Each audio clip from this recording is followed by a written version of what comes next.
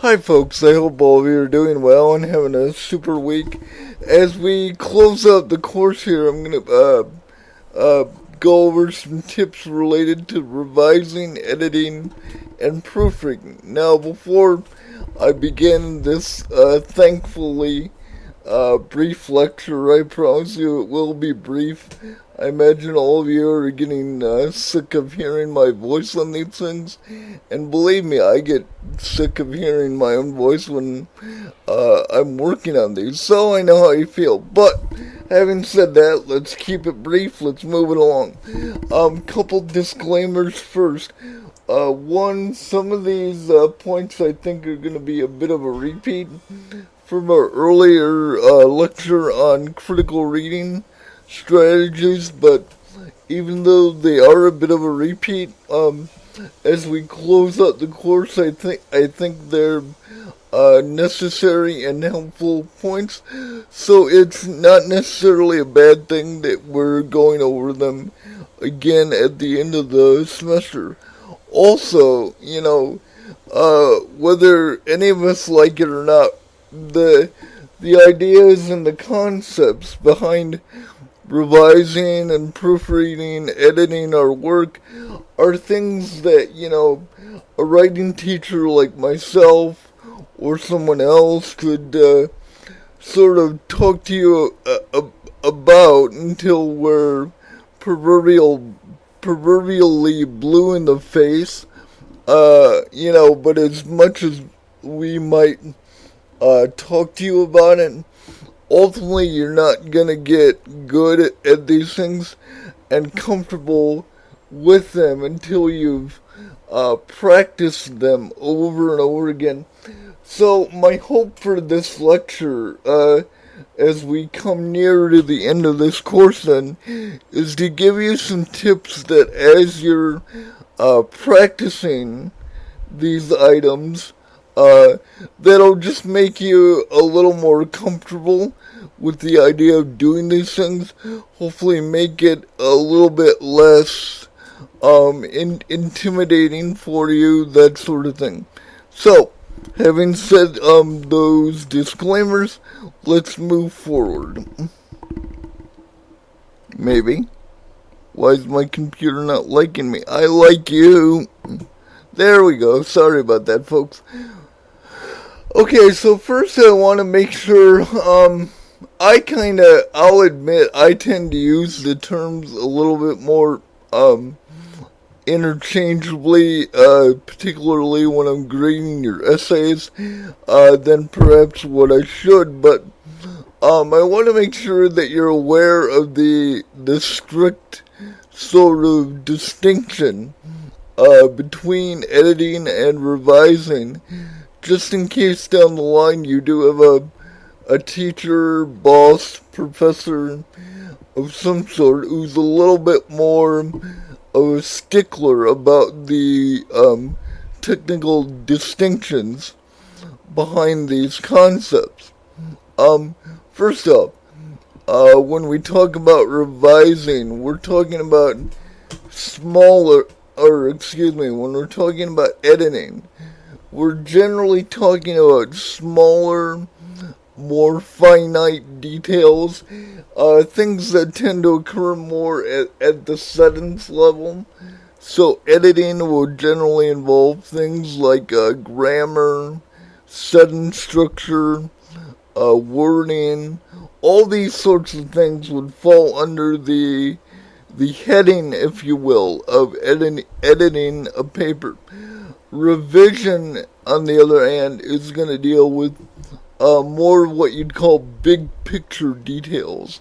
So, things like organization, paragraph development, and the overall thought process of a paper all fall under the heading of revision. So again, just to recap, editing, for those who are sticklers about these things, is going to involve usually sentence level issues and errors like grammar, wording, sentence structure, perhaps the use of transitions or the lack thereof.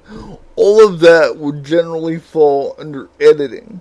Revision, on the other hand, deals with bigger level issues, sort of the big picture of a text.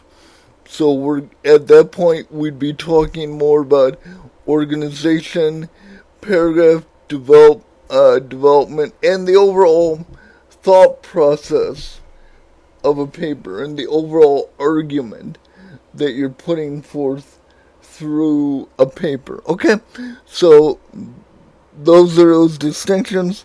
Let's move forward. And believe it or not, folks, this is actually the last slide. I promised you this would be quick, and I wasn't lying, so you're welcome. First, as far as the recommendations go, well, I want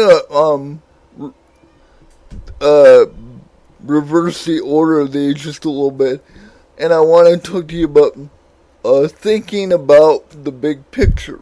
Now, as you can probably guess from my previous slide, when I say think about the big picture, I'm mostly talking to you about revision, but, in some circumstances, you could throw editing issues into the mix as well, especially if there's a lot of them that you need to correct. So, when you're done with the paper, before you hand it in, I always want you to be able to think about the big picture of your paper.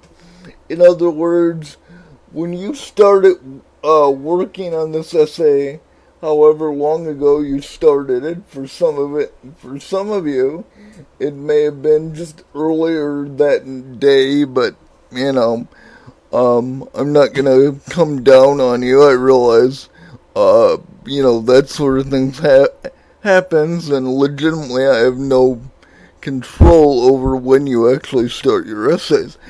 But, having said that, when you're done with your paper, I always want you to, before you hand it in, think about the big picture of your paper. In other words, when you started working on this paper, however long ago it was, what did you have in mind for what you wanted to accomplish, what you wanted to say through that essay? So always be willing to sort of critically evaluate yourself, and that's why, particularly with your recent essays, I've asked you when you're done to self-evaluate your own work. Evaluate what you did well, where you struggled, and where you think you need specific feedback from someone like myself, because I think following that sort of metric, that process of, okay, what did I do well, where did I struggle, where do I need to improve, I think those three things combined will help you to kind of get into the mode of looking at that big picture of your paper, okay? So always be willing to do that and be able to look at your own work in that manner before you just sort of click send and turn it in. I think ultimately, the payoff you'll benefit from that. Now, in order to do that, in order to look at the big picture, I think the first thing that you need to do, going back to the first point there, is to let your work gather some dust. And what I mean by that is, before you attempt to do any of these things, revise, edit, or proofread your own paper, you need to let it sit for a while before you look at it again, particularly if you're going to be the only one who, is going to look at it, but we'll talk about that in a moment. But, let your work gather some dust before you look at it a second or a third time to turn it in.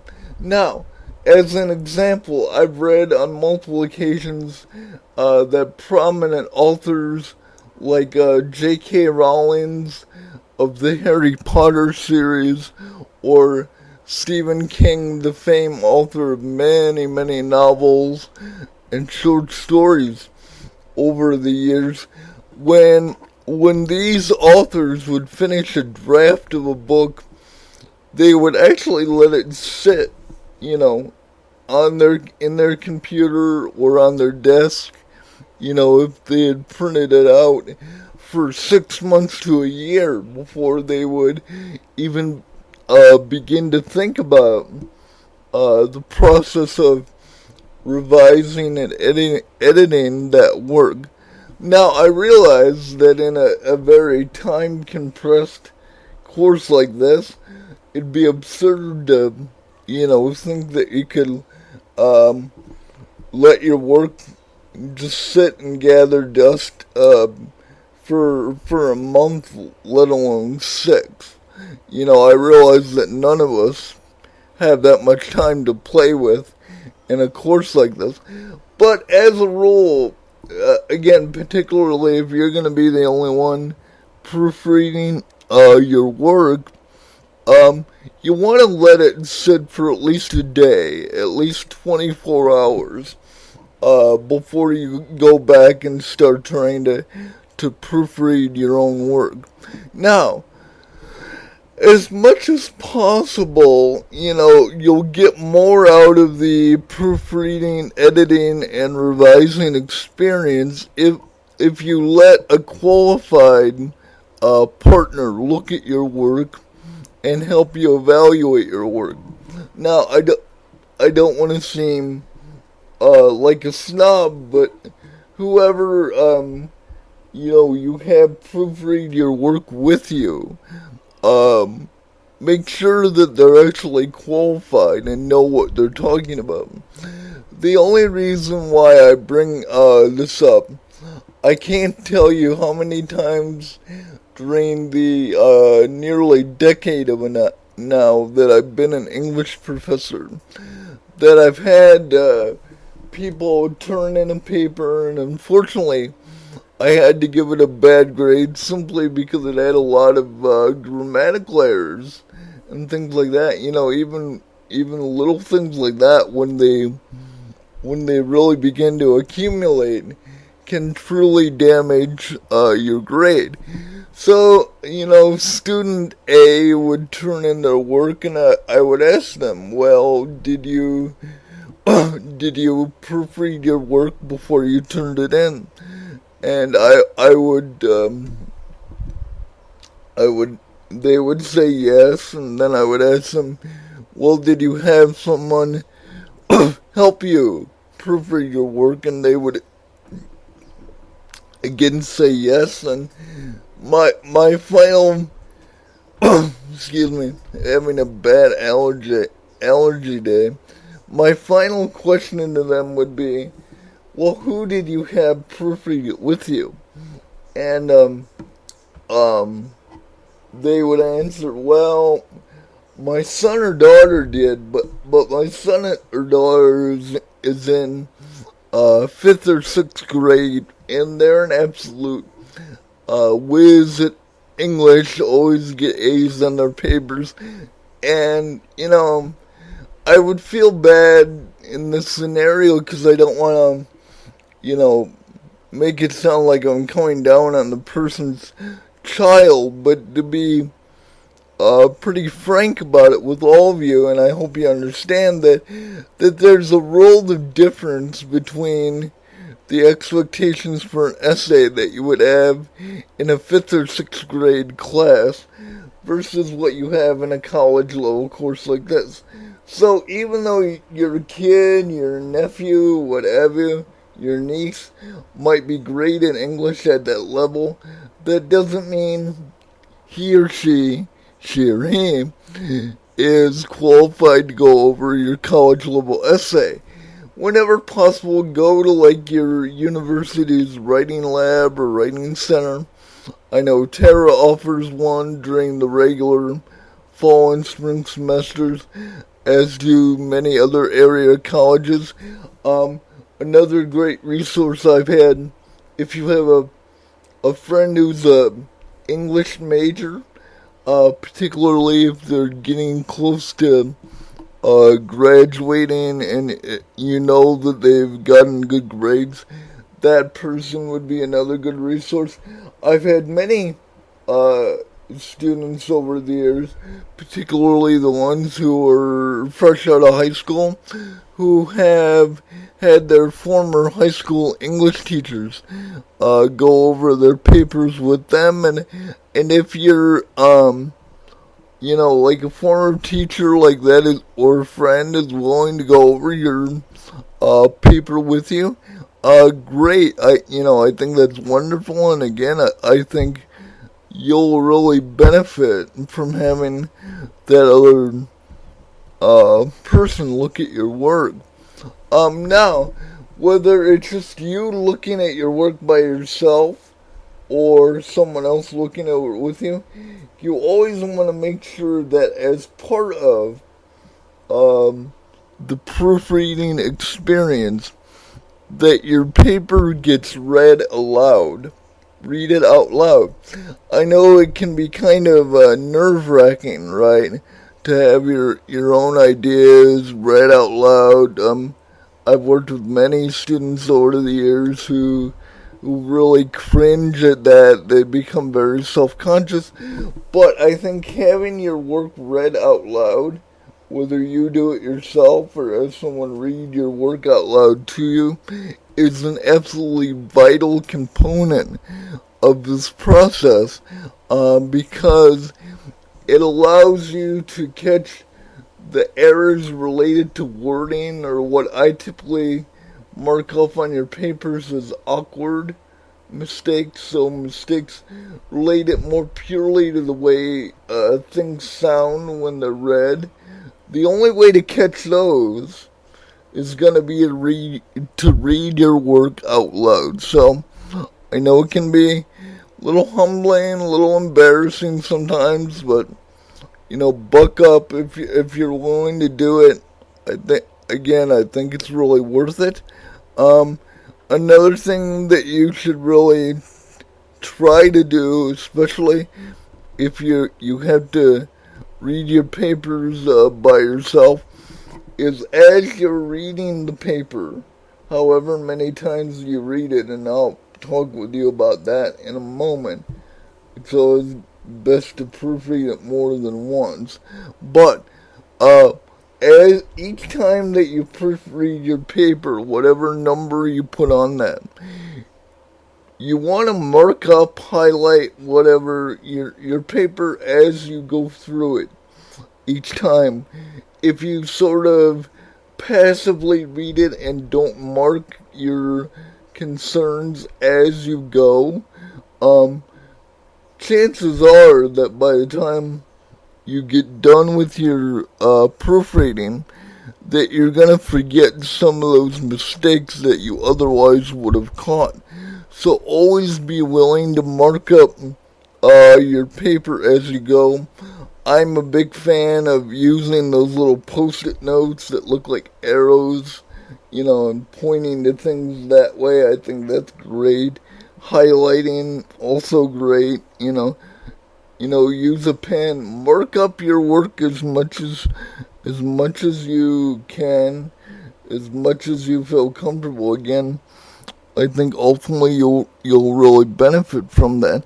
And then finally, this may be the last time you hear my actual voice this semester, so believe me, we're almost done, folks. But finally, do what I call reading against the grain. Now, here's what I mean. When you need to proofread or revise an essay, however you want to think about that, I recommend that you read through that work at least 3 times. The first time that you read through your essay, read it in a conventional manner, so beginning to end. Do it the way that we're all used to doing it.